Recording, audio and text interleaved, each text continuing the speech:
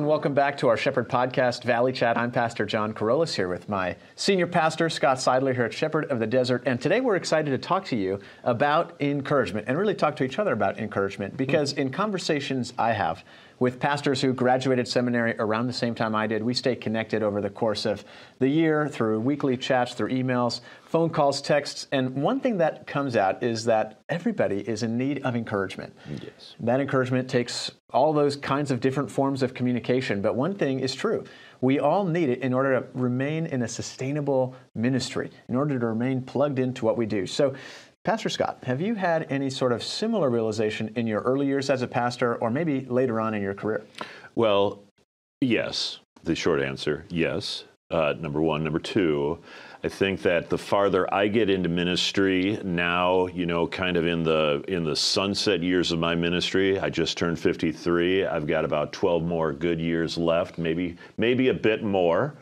But as I talk with my colleagues who've been in ministry for a long time, I think encouragement may even be more important because the context of ministry today is so much different than it was in 1996 when I started as a pastor. So yes, encouragement matters, and I would fight you for I need more encouragement than you need more encouragement. This is not a conversation about the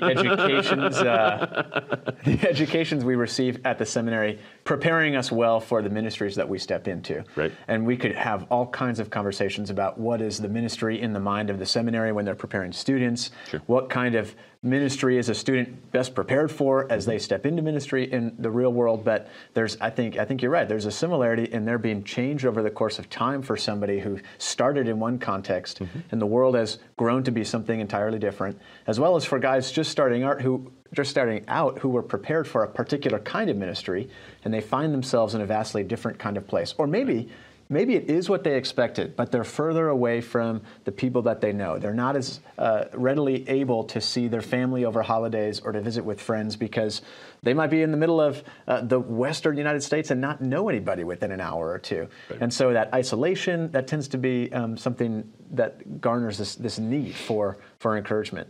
But as I've had conversations with church members and even just people connected to our preschool or whatever, all these kinds of different forms of pastoral ministry, it's become clear that this isn't a need just for pastors or just for young pastors or for sunsetting pastors, as you would say, but something for everybody at all kinds of stages in life, whether they be somebody that lives at home and isn't able to get out much because of their age, or maybe they're plugged in and locked in on their career and growing their family. Maybe they're a young professional who is just starting out, bought a first house, whatever it is.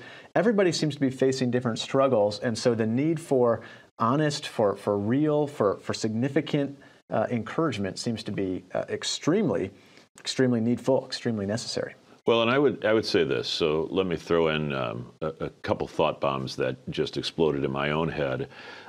First of all, let's just talk about men for a second, because the isolation that men are feeling these days of all ages, the hard task of getting male friends means that you have a hard task of getting male encouragement. And it's one thing to, give encouragement generally just as a human being, but it's, I think, very important that men are encouraged by men. And there's just something a little bit different, maybe experientially, culturally, that goes into that. So, just keep that in mind. And I think the second piece of the puzzle is in Christian ministry, again, a lot of the pastors we know, male pastors, a lot of pastors generally are men. And so you double down on, we have a hard Christian ministry and we're men. Now we're doubly hard pressed. How do we get encouragement as Christian male ministers? It's a big ticket. I mean, that is a huge hill to climb. And this topic of encouragement really just becomes that much more important. I think you're totally right about that. You have that double level of difficulty. And so it becomes double as important, I think, to seek out those kinds of relationships instead of just expecting that it's going to manifest for you in your own life according to how the world works. Right. And that's probably true for most people as well.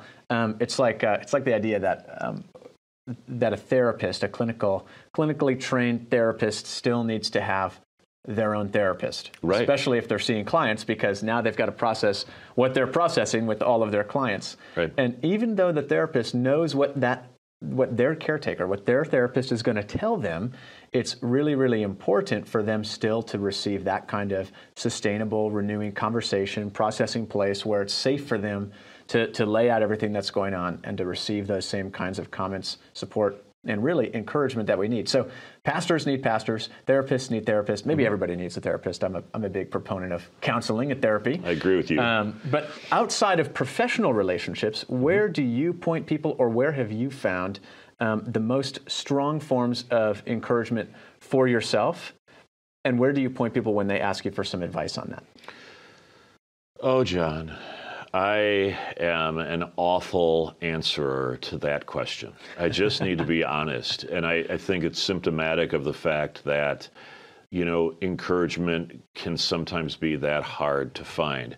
For me, my encouragement comes most significantly from the people who know me best, and that is my family. Renee, after 28 years of marriage, she is the encourager.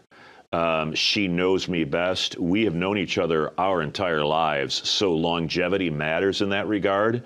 It just can't be Pollyanna, little nice, courteous affirmations like, the old SNL skit with Stuart Smalley, I'm good enough, I'm smart enough, and gosh darn it, people love me. That just kind of sugary, saccharine encouragement doesn't count. You got to find who's been with you the longest, who's known you the longest. I think that's for me the hardest, because we've known each other for a couple years. You're a great encourager.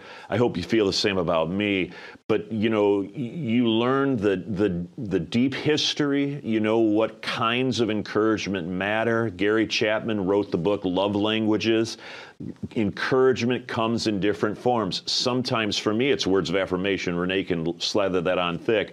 But for other people, it may just be time spent. Quality time is as an affirmation of a different kind. Gifts, encouragement. So those all come into play. And what about you? How do you navigate that really hard question that I can't answer, except I just did for 4 minutes? Go ahead. I think it's important to recognize that it is challenging, even if you're somebody who's lived life, who's led organizations, who's had career moves, who seems to be well established and has life pretty much going on a reasonably stable track. That doesn't necessarily mean you've got these kinds of supportive, resilient relationships that are pouring into you constantly, and you can just turn to your counsel of encouragement and receive exactly what you need. It's hard to find that, because sometimes what is most pressing on you, most personally difficult for you, it takes a lot of strength and courage to reveal that to somebody. And so it needs to be somebody that you're willing to go that far with, and then who you can trust to speak positively into you, supportively into you, and how you're handling whatever that situation may be, or that great fear, or that great question may be for you. For me, the encouraging people, again, like you said, the people that know me best, the people that have known me the longest, my brother, who we've shared a room since he was born, that's been a long-standing relationship. That's somewhere we can go and be honest with each other and just say what we're feeling. And sometimes encouragement is a nonverbal communication, right. As well as the guys that walked with me through seminary. And we find ourselves in similar situations pastorally in our first or second call, trying to figure everything out.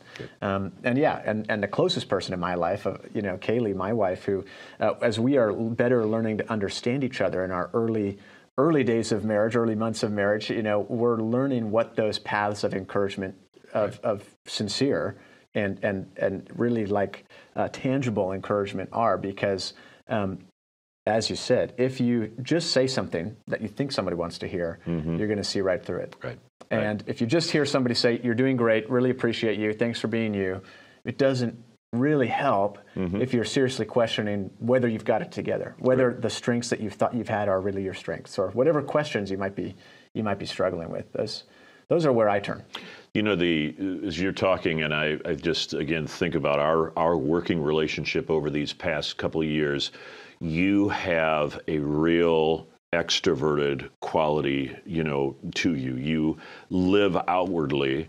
I tend to be a lot more introverted.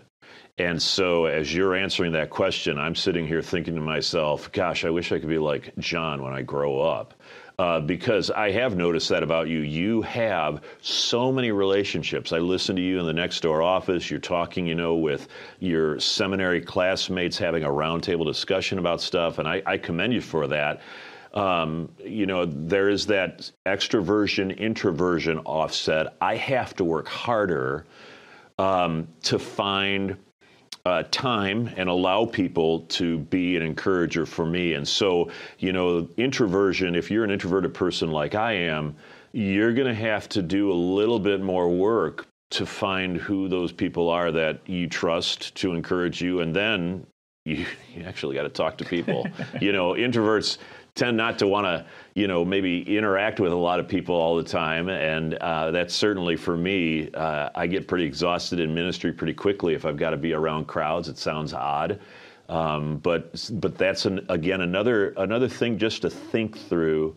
If you're finding yourself lacking encouragement, you find yourself being more of an introverted personality type, what is the action plan by which you're going to increase your circle of trust, right? Meet the Fockers reference, and have that ability to have people speak a word of affirmation, encouragement to you. I think there's an element here too where somebody might be asking themselves, well, I don't know if it's encouragement I need, but I'm feeling exhaustion because of my work, or I'm feeling stress because of certain relationships I have in my life. And there's a press where the lack of encouragement can pour into these other areas. And so different indicators of burnout or indicators of anxiety or stress or even just kind of a depressed state can help you, can kind of be a trigger or a flag for you to say, are there people that speak honestly to me about what I'm doing? Is there somebody I can go to with struggles? And so it may be kind of a barometer, kind of a check that you can run on yourself. Do I feel encouraged? Do I feel like there's people that believe in me and what I'm doing?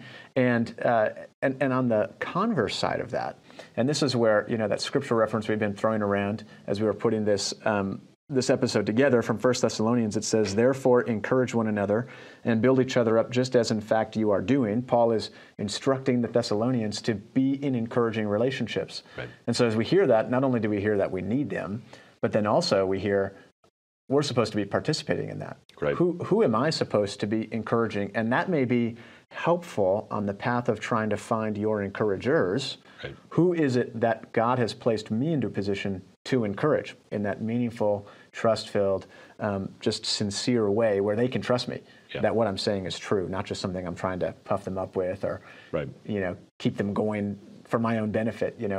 Who am I supposed to encourage? Right. Do you have any thoughts on how you've identified those people that you encourage?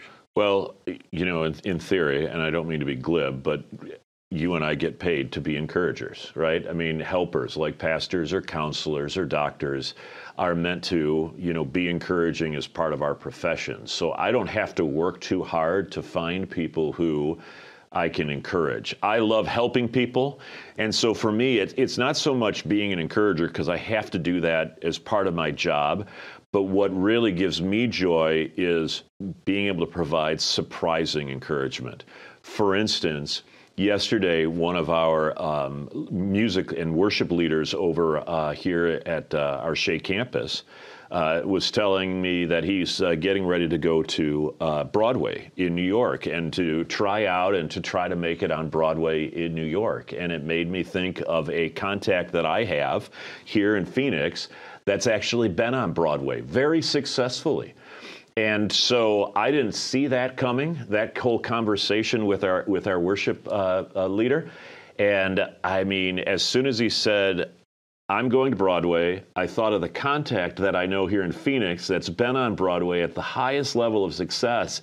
And I was able to say, guess what? I get to have a Zoom meeting with you two in order for me to help you achieve your dreams on Broadway, hopefully. Who knows what's going to come of it? But those are the things that for me gives me joy, is surprising encouragement.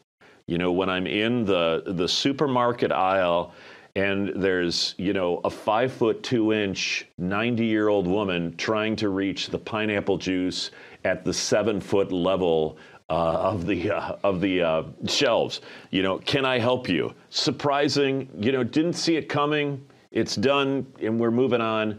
But those kinds of taking the bull by the horns, when you see an opportunity, seize it, because when you give encouragement as a human being, God gives you encouragement back. And that's just a really cool thing. Yeah, there's that cycle of I'm taking a step towards somebody just because there's a need that apparently I think I'll be able to fill. Right. And it doesn't have to be very complex. It could be as simple as a grocery store assist or taking something out to the car, or helping somebody carry bags or whatever.